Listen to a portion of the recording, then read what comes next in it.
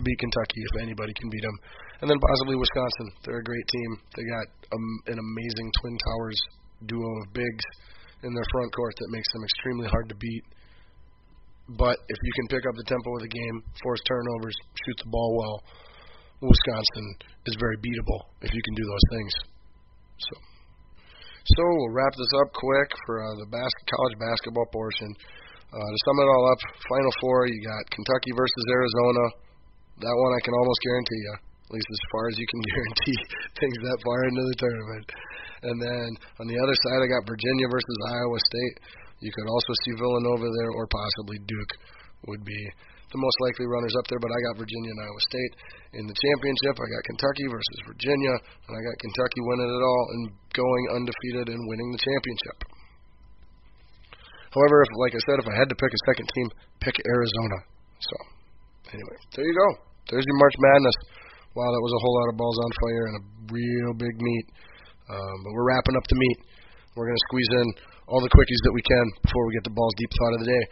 Thanks for listening tonight. You're listening to Balls Deep Sports Talk here on Northern Lights Radio on WNLMradio.com and the TuneIn app. I'm your host, Scotty Ball. All right, over 45 minutes and I haven't talked any football. Let's get some football in, shall we? All right. NFL news and updates since the last time I talked to you real quick here.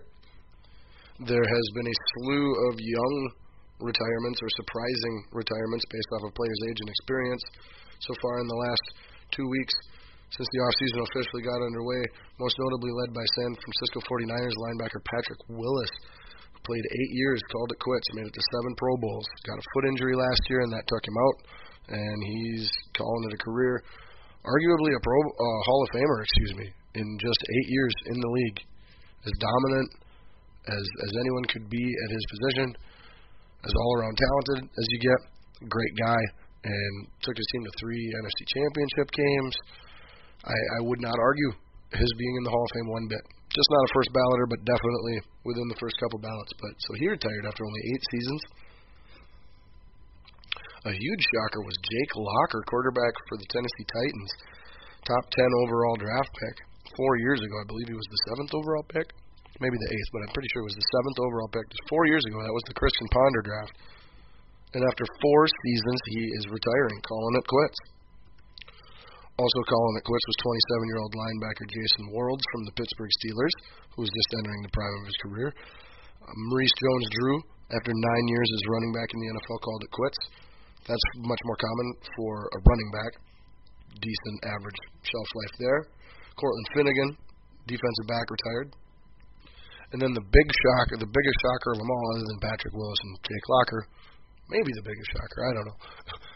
Another big shocker, we'll just put it that way, was Chris Borland, San Francisco 49ers linebacker. They had another linebacker retire the other day, announce his retirement. And I want to say he's only played 1 or 2 seasons. He's 24 years old. And he announced his retirement, citing health concerns, concussion worries, not that he's got a history of any, or not that he's had any leg surgeries or anything like that I know of, but that he cited health reasons and that he doesn't feel it's worth it anymore to play. So he retired at age 24. So a lot of guys retire in the NFL, and a lot of them under the age of 30. Very interesting. All right. Since I talked to you last, the Minnesota Vikings made their only pretty much off-season move so far, and it was a great one. It was a trade to acquire Mike Wallace, wide receiver from the Miami Dolphins. I want to say he's 28 or 29, so still great age, prime of his career age, you would think. He's a burner. He's got great size, great talent overall. The downside to this was it resulted in the release of Greg Jennings. He was willing to take less money, but him and the team couldn't agree on a number, and so ultimately he was released. I have not heard if he has signed with anyone yet, but I wish him nothing but the best of luck. He is a class act, and I wish he was still on the Vikings team. He would be a great number 2 or number 3 to Mike Wallace's number 1.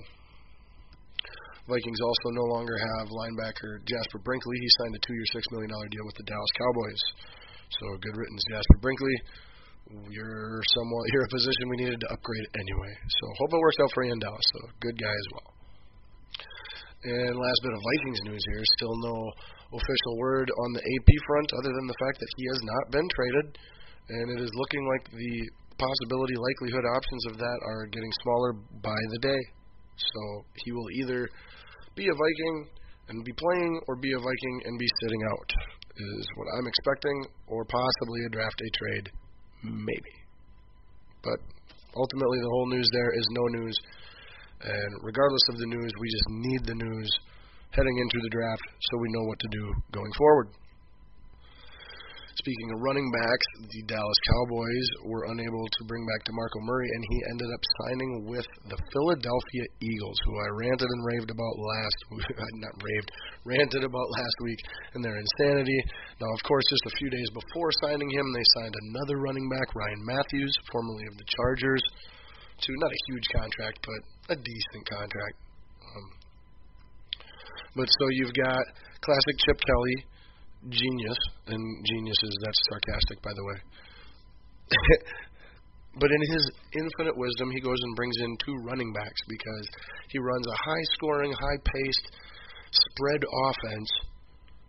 So he brings in mediocre quarterbacks, gets rid of all of his good receivers, brings in no good receivers, and then brings in an injury-prone running back for the backup roles and a in-between-the-tackle workhorse for the other roles.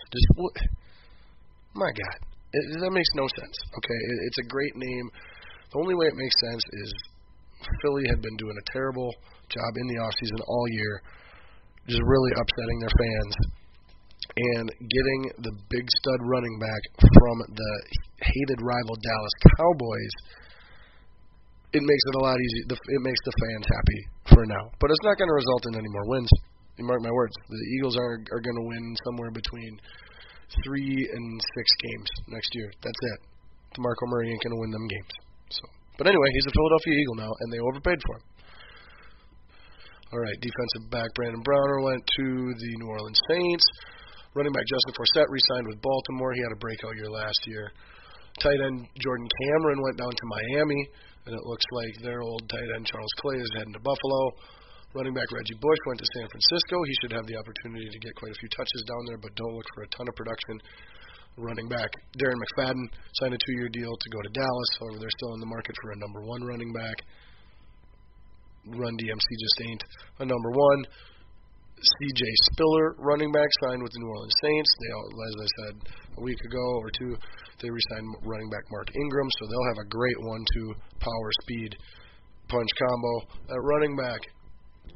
And former Green Bay Packer Tramon Williams, cornerback, signed with the Cleveland Browns for 3 years, $21 million. So between Williams and Joe Hayden, they should have their defensive backfield completely set for a little while. Also, the Saints traded wide receiver Kenny Stills to Miami, which was a questionable trade, as Stills kind of emerged last year and was arguably their only decent wide receiver.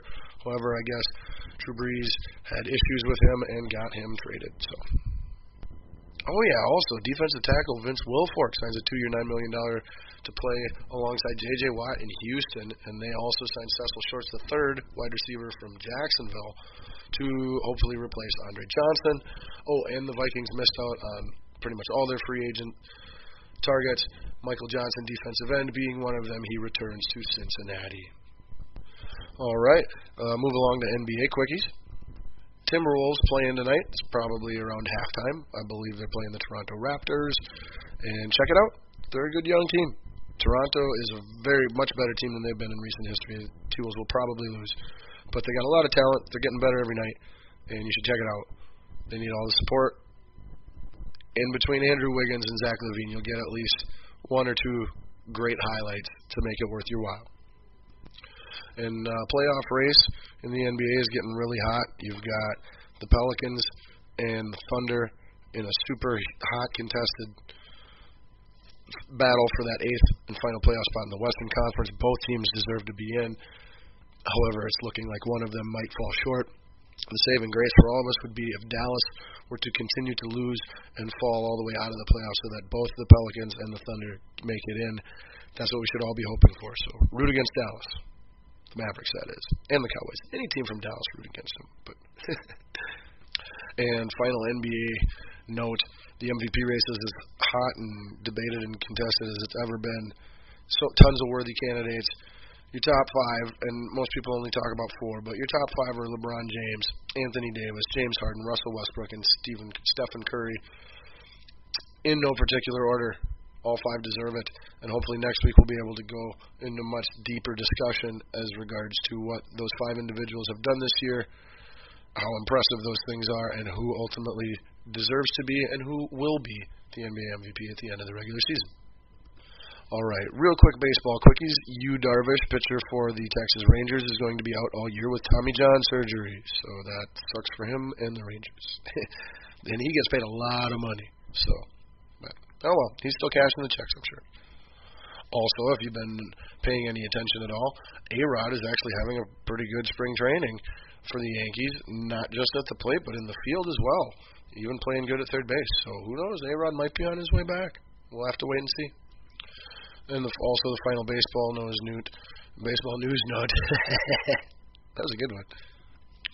Will Ferrell did his best to raise cancer awareness last week by appearing in, I want to say it was 10, I don't have the exact numbers in front of me, but I want to say he appeared in 9 or 10 different, for 9 or 10 different teams or in 9 or 10 different games that were spring training games last week to help raise cancer awareness. He played every position at one point or another throughout the day, and it was quite possibly the most impressive and respectable thing that we will see, performance that we will see from one individual throughout this entire Major League Baseball season. So good work, Mr. Will Ferrell, on your impressive baseball demonstration and performance this last week, and more importantly, you are raising awareness for cancer. Thanks, Will. All right, two last little quickies, and then we'll get to the Balls Deep Thought of the day. So, in what is quite possibly the biggest news in the history of the sports world, there will no longer be a Tiger Woods golf video game. Shut the front door. No, I'm serious. Video game developers EA Sports have removed Tiger Woods' image and his name from their annual, or well, it used to be annual, they took this last year off from making a game for the first time in many, many years. But I want to say it was 14 years or so, somewhere in there, Tiger Woods has been the face of EA Sports Golf, and the name, they called it Tiger Woods Golf. Well, that's gone. Rory McIlroy is the new cover boy. However, he does not get the game named after him. Man, my tongue just does not like me tonight. The new title of the game will be simply EA Sports PGA Tour Golf. I gotta say, it's been a long time coming for that change.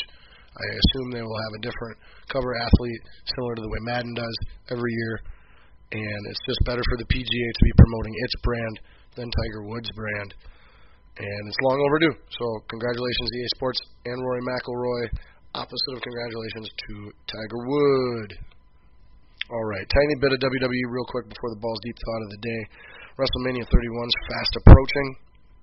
It is Sunday, March 29th, and it will be a 4-hour extravaganza. I want to say that is the regular actual show itself is 4 hours, and then there will also be 30 to 60 minutes of pre-show, which will include a match likely as well. So if you don't have the WWE Network for just $9.99, now's the time to go get it before it's too late. And watch WrestleMania Sunday, March 29th. It might suck. It might not be too bad, but no way to know for sure unless you watch it. And that also reminds me that next week I will be having my first ever special guest here appear on Balls Deep Sports Talk, and that special guest will be with me to preview the upcoming WrestleMania 31 match card and what to look for, what to expect, as well as everything you need to know. So, can't wait for that next week. Should be a lot of fun. Make sure to tune in. All right, well, we're really close to being out of time, so let's get straight to the Balls Deep Thought of the day. And as I was trying to decide what the deep thought for this episode was going to be, I couldn't choose one over the other. I got it narrowed down to two of them, and so I will simply pose both deep thoughts or questions to you, and you can simmer on them and see what you think, and hopefully you'll get back to me via Twitter or Facebook or email the show or Something like that. But the first deep thought of the day comes back